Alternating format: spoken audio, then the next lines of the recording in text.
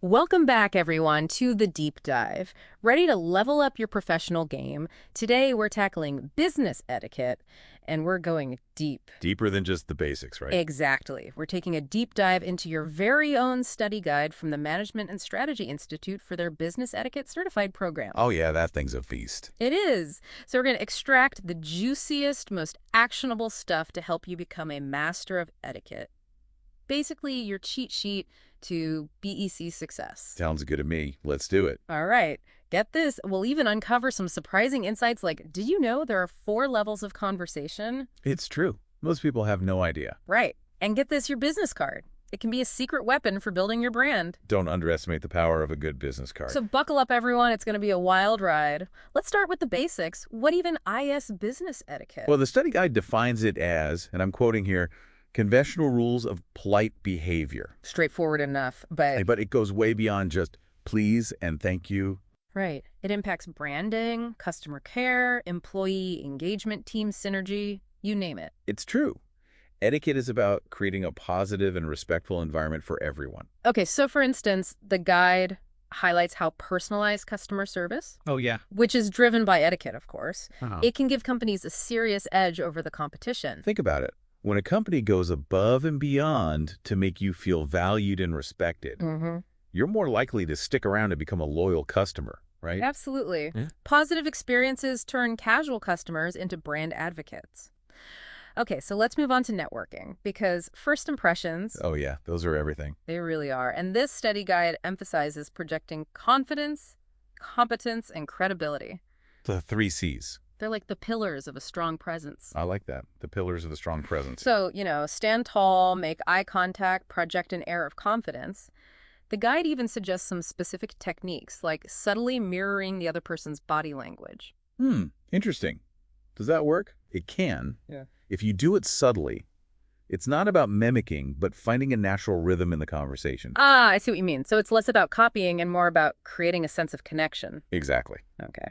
And what about remembering names? I am terrible with names. Oh, you and everyone else. But don't worry, the guide has some really creative memory techniques. Like what? Well, one that stood out was using mental imagery. Let's say you meet someone named Bill who works in construction. Okay. You could picture him standing on top of a giant billboard holding a hammer. Ha ha ha. Okay. That's pretty memorable. Right. It makes it stick. Hmm. The guide also suggests weaving their name into a sentence or finding a rhyme or alliteration, anything to make it more memorable.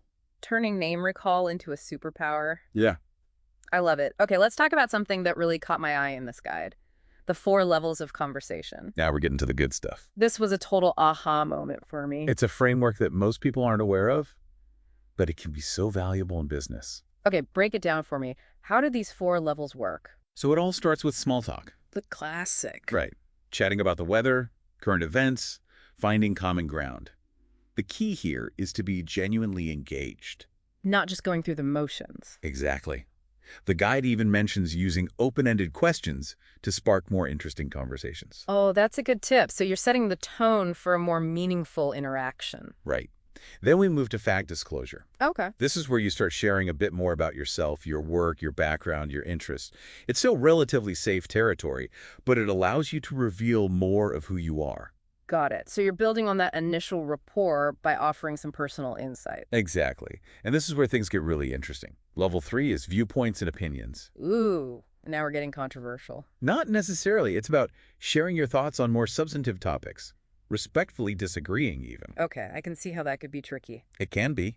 That's why the first 2 levels are so important. You're building trust and understanding so you can have a more open and honest exchange of ideas. So even if you don't agree on everything, Right. You can still have a respectful and productive conversation. got it.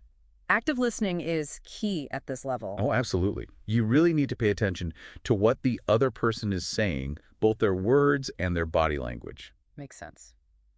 And then finally, we reach level 4. The deepest level. Personal feelings. Whoa. This is where you might share your excitement about a project or your anxieties about a challenge you're facing. Okay, so this level feels very personal, even a bit vulnerable. Is it always appropriate in a business context? That's a great question, and the answer is not necessarily.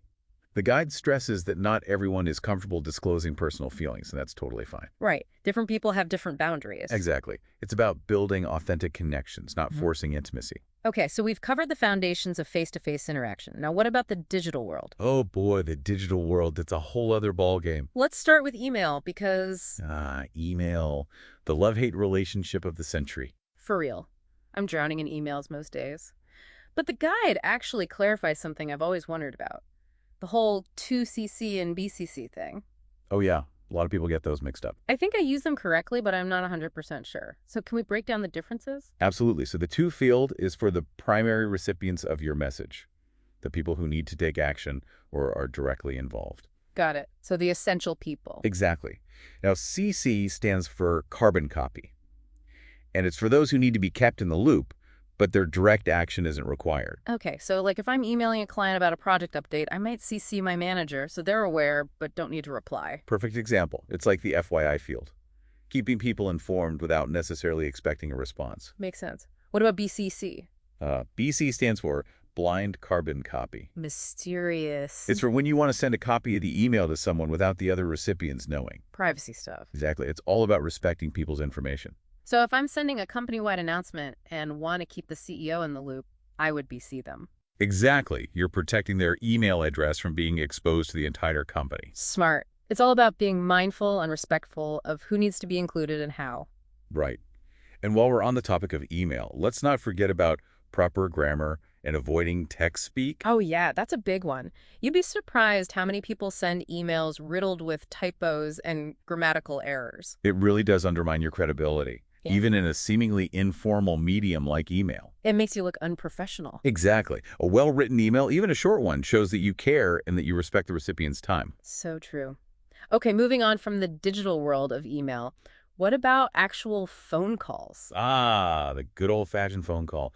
In some ways, it feels like a lost art these days. It does. But I think a well-executed phone call can still make a really strong impression. Oh, absolutely. And the guide has some great tips for mastering phone etiquette. Lay it on me. Well, for starters, your greeting. Start with a pleasant and professional greeting. Identify yourself and your company, and then ask how you can assist the caller. So it's all about setting the right tone from the very beginning. Exactly. And what about voicemail messages?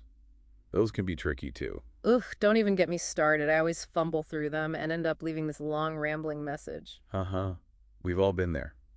The guide actually suggests a really simple formula. State your name, your reason for calling, any action required, and then repeat your contact information slowly and clearly. Okay, that sounds manageable. Keep it short and sweet. Exactly. No need to overthink it. Okay, what about cell phones? Cell phone etiquette feels like a minefield these days. It can be. We're all glued to these devices, but that doesn't mean anything goes, especially in a professional setting. Preach.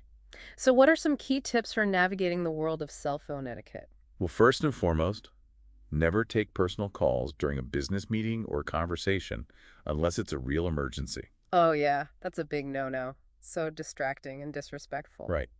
The guide also mentions the 10-foot rule.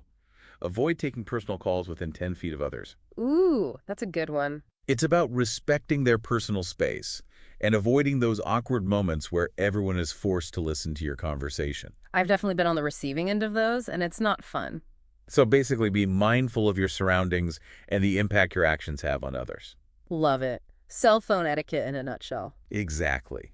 It's about creating a more pleasant and productive environment for everyone. So we've covered a lot of ground here, from those initial handshakes to navigating the digital world. You've been busy. But there's still so much more to explore in the world of business etiquette. What's next on our agenda? Well, in our next segment, we'll tackle the often confusing world of dress codes. We'll decode those cryptic terms like business casual and semi-formal. And then I need help with that. we'll venture into the fascinating realm of international etiquette. International etiquette. Now that sounds like a challenge. It can be, but it's also incredibly rewarding. Oh, Stay tuned as we continue our deep dive into the world of business etiquette. buckle up, everyone. We're just getting started. All right, so we've talked about making a great first impression, but then there's the question of what to wear. Yes, the age-old dilemma of deciphering dress codes. It can be so confusing. Like, what does business casual even mean these days? It feels like it means something different everywhere you go. You're telling me. But luckily, this sex study guide actually provides some pretty clear guidelines. Okay, so let's break it down. What are the key dress codes we need to know? Well, they start with dressy casual, which Mm. is all about finding that sweet spot between polished and approachable. So not too formal, not too casual. Right. For men, think tailored slacks or chinos, a collared shirt like a button-down or a knit polo, and maybe a blazer or a sports coat. Okay. And jeans are a no-go. Definitely no jeans. And avoid t-shirts, too, even if they're designer brands. Got it. So for men, it's all about looking sharp, but still comfortable. Exactly. Now, for women, dressy casual offers a bit more flexibility. Oh, good. What are the options? You could go for slacks or a skirt, a blouse or sweater, and maybe a blazer or cardigan. A simple dress paired with a cardigan or jacket could also work. Okay, so lots of options. The key is to choose fabrics that are wrinkle-resistant and well-tailored.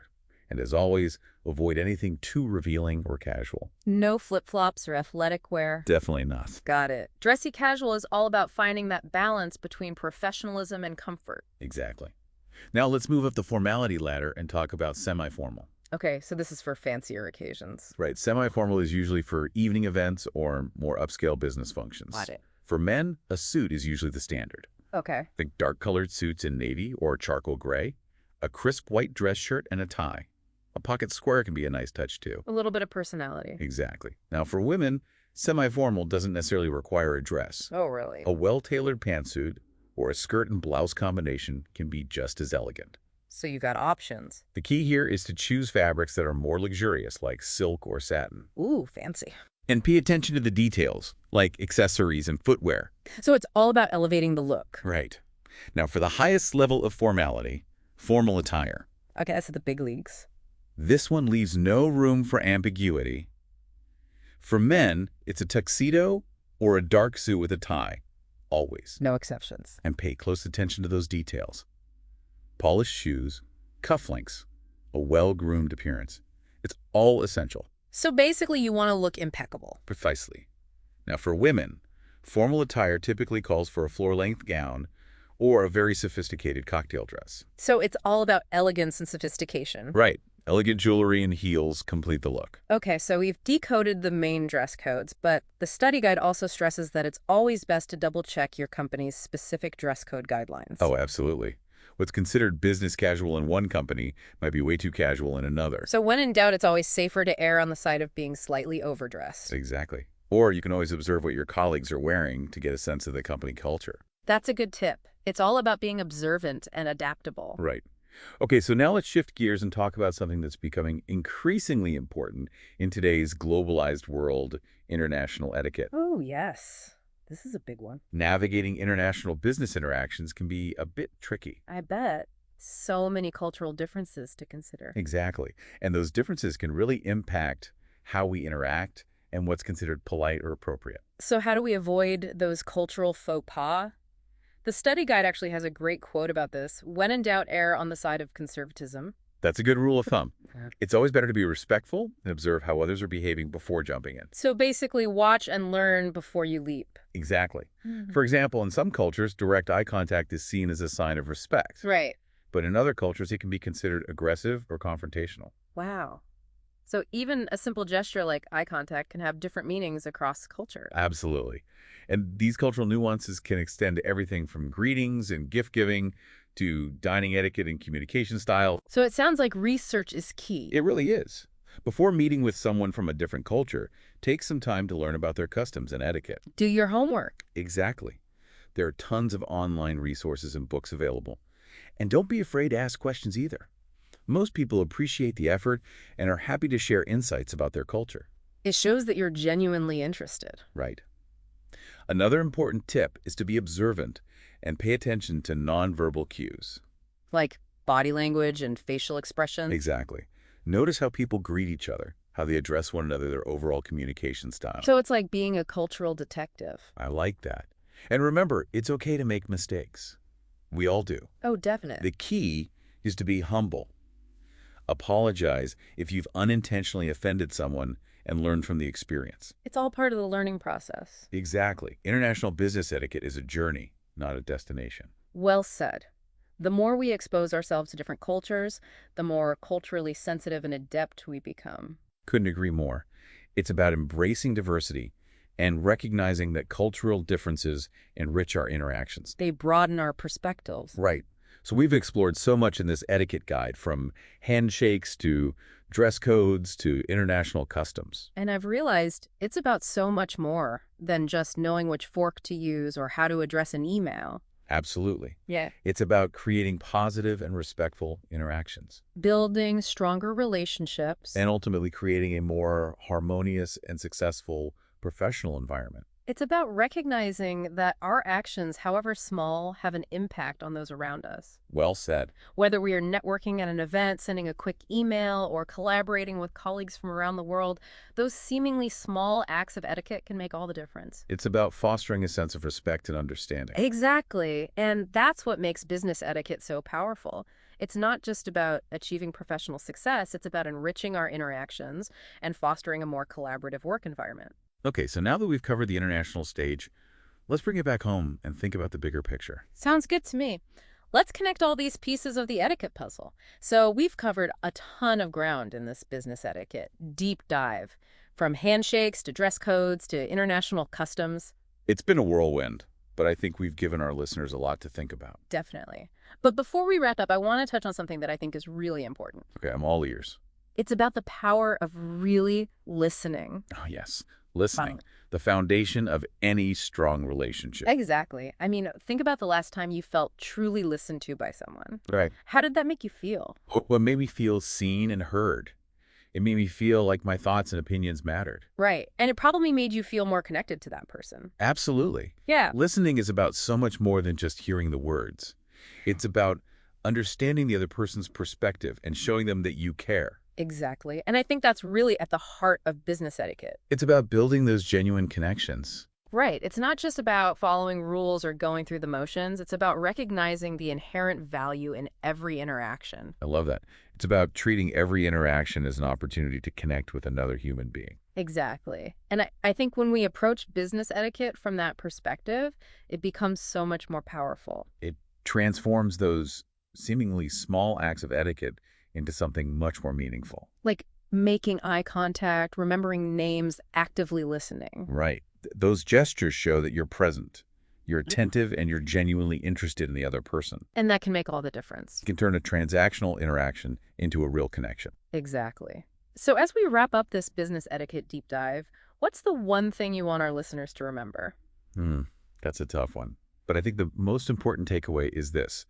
Business etiquette is not just a set of rules. It's a mindset. It's about approaching every interaction with respect, empathy, and a genuine desire to connect. I couldn't have said it better myself. It's about recognizing that every encounter, no matter how big or small, is an opportunity to make a positive impact. And to build relationships that matter. Exactly. So go forth into the world of business with confidence and kindness. And don't forget to listen. Until next time, everyone, keep learning, keep growing, and keep connecting.